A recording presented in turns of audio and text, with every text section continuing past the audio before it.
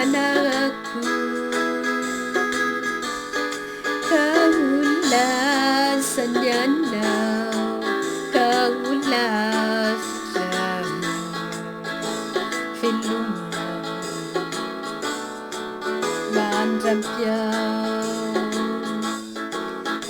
Satinul lalandafa Pampina manayisija Sibani fangkafu iteti Nisara layelu Nisara falina Isau senau Acamisau Manau dilaksana Kaisin traisau Tuan tenai Kilasa kuning Manayirana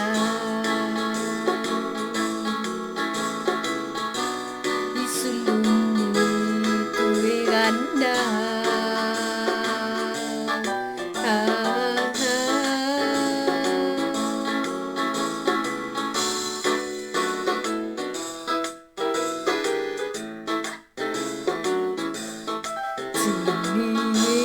Lande lantani nani fala firani wampisi ni fanati luna fasen tukana munza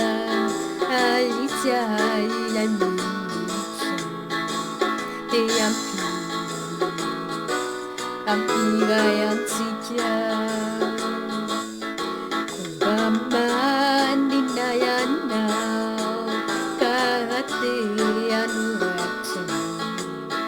yati simiyu fadiresi simiyu fafana simiyu fafiti famyanti yanjana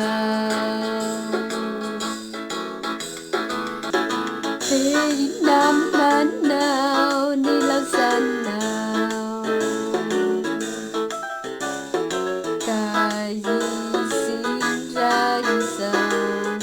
luan tenai Ilan sakuni manayana